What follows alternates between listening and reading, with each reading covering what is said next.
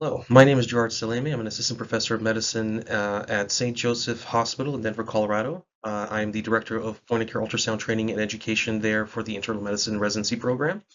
And I'd like to talk to you today about how we can use lung ultrasound and lung POCUS in the diagnosis and treatment of tension pneumothorax. I have no conflicts of interest to disclose. Beginning with a very short case presentation, we will then go on to understanding the basics of lung ultrasonography with a specific focus on lung sliding and A-lines. From there, we'll understand and go over the definition of and diagnosis of tension pneumothorax using lung ultrasound, and also discuss the indications and how POCUS can help in the pre-procedural planning of emergent needle decompression. The reason this topic was chosen is because lung ultrasound relies mostly on image interpretation, and unlike cardiac ultrasound, not so much on image optimization. And in addition, lung ultrasound has been found to be very sensitive and specific for the diagnosis of pneumothorax. Early diagnosis and treatment of tension pneumothorax also can lead to rapid reversal of obstructive shock physiology with great impact on patient outcomes. You arrive to the scene of a motor vehicle accident where a 33-year-old male is found in the vehicle reporting chest pain and shortness of breath. Vital signs reveal that he's hypotensive, tachycardic, and tachypneic. He appears in mild to moderate distress, and then auscultation of his heart and lungs reveal that his heart is hyperdynamic and he's got absent breath sounds in the right upper lobe.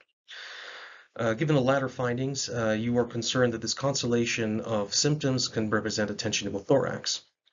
There is no X-ray available on the field. However, you have your handy ultrasound machine. And so how can lung ultrasound help us in confirming the diagnosis and also help guide management?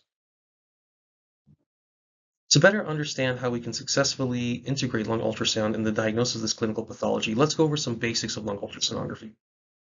Start off by placing the probe in a craniocaudal axis with the dot towards the patient's head. And we'll look at a cross-sectional area of the chest wall. And as the ultrasound beam penetrates from skin to muscle across the bone, we notice that behind the ribs, there is what's known as a rib shadow because none of the ultrasound beams can actually penetrate across the ribs. And this is the ultrasound appearance of what we see. So we have the subcutaneous tissue and chest wall in red and green respectively. Then we have the ribs, and behind them we have the rib shadows. And underneath these elements, we have the pleural line. Behind the pleural line is the lung parenchyma itself. All right, the first step should be the identification of lung sliding. This is done by using a high-frequency probe or a vascular probe or setting. And looking at the video below, we can see that there is a back and forth sliding of the pleura as the patient is breathing. Now, this occurs because of two pleural layers that are on top of one another. The parietal layer that requires mobile chest wall, in other words, good intercostal muscles, a diaphragm to help move the parietal pleura, as well as a visceral pleura that's mobile, and that is mostly related to the presence of ventilated lung beneath that pleural line. And finally, for lung sliding to occur, these visceral and parietal pleura must remain in contact with each other throughout the respiratory cycle. Let's look at why lung sliding is obliterated in the setting of a pneumothorax. The contact between the visceral and parietal pleural layers is compromised by the dissection of air between them. And instead of seeing the nice smooth motion of lung sliding that we see on the right movie, on the left side, we're seeing has no lung sliding. And this is telling us that lack of contact between the visceral and parietal layer. To be clear, the presence of lung sliding essentially thorax, but the absence of lung sliding is not very specific for the diagnosis of a pneumothorax. Moving on to ultrasound of the lung parenchyma. Notice here that the lung parenchyma is dotted with these straight horizontal lines known as A lines, and the A literally stands for air. These are reverberation artifacts from the pleural line and occur because of the presence of air within the lung parenchyma itself. These artifacts are horizontal, they're static, in other words, they don't move with breathing, and they are spaced symmetrically across the lung parenchymal field. This is the ultrasound appearance of air anywhere in the body, not just within the lungs, but also around the lungs. And just visualizing A lines on these images can't really tell us if the A lines are within the lung or around the lung. We will need to corroborate that with the presence or absence of lung sliding to parse this out further. So to summarize the POCUS findings in a pneumothorax, presence of lung sliding rules out pneumothorax with almost 100% sensitivity. However, the absence of lung sliding alone is not specific for pneumothorax.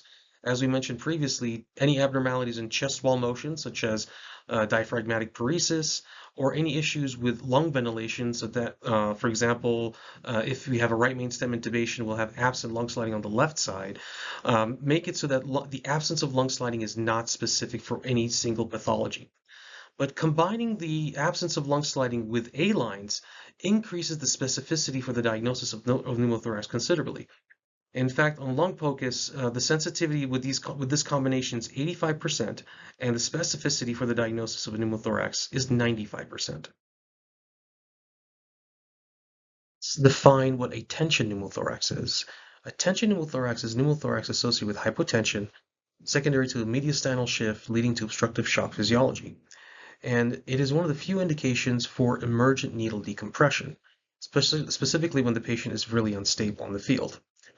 Now, emergent needle decompression should not be taken lightly as it has certain complications associated, the most common being an iatrogenic pneumothorax, and secondly, bleeding in case of a laceration of an intercostal artery.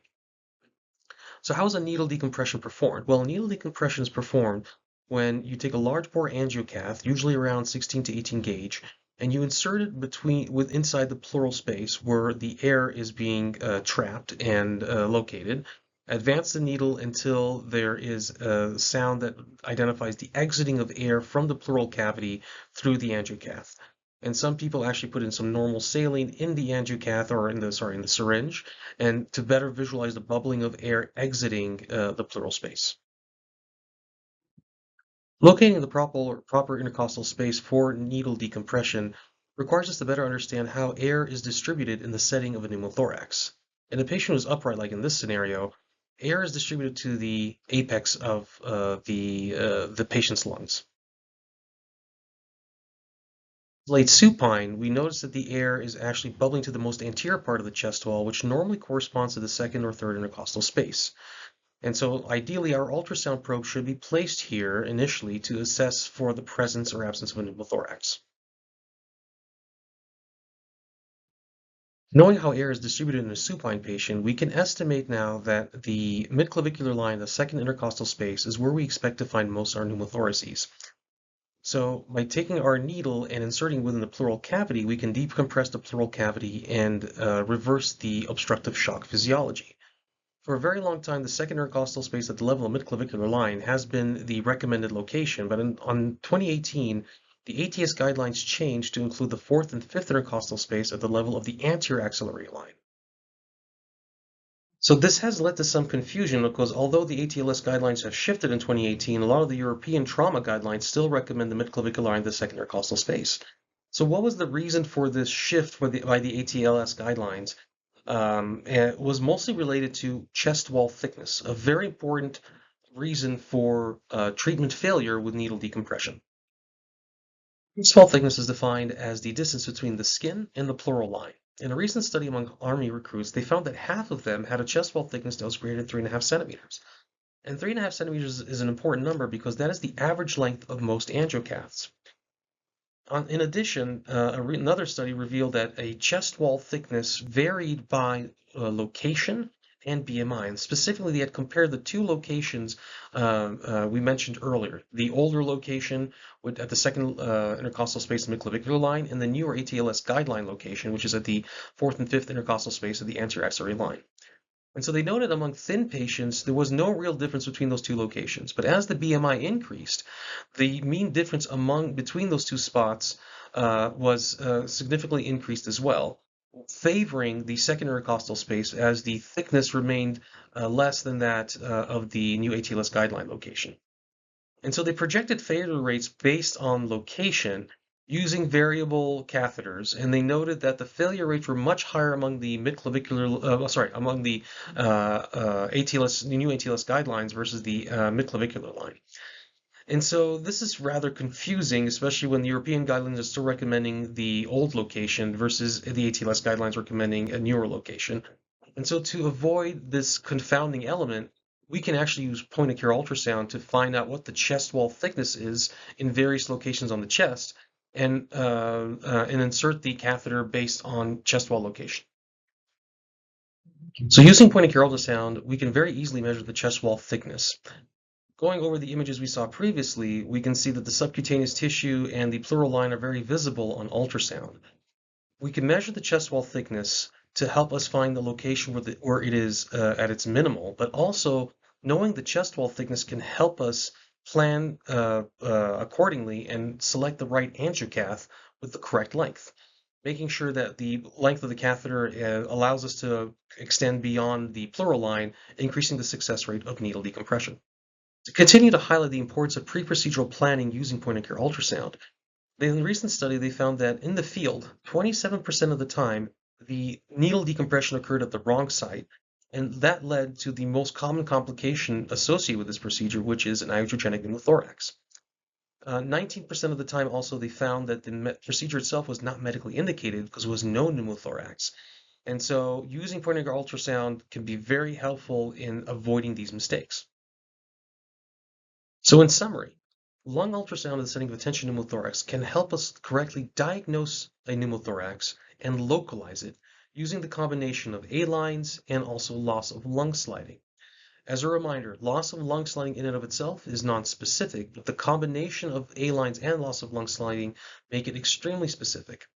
The presence of lung sliding may essentially rule out a pneumothorax.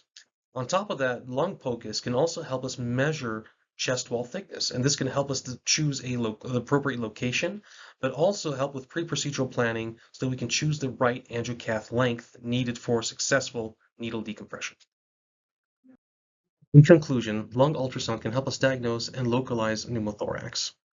Attention pneumothorax is defined by the presence of a pneumothorax along with hypotension. Emergent needle decompression should be reserved only for unstable patients, and one must always consider the risks and benefits and complications associated with this procedure.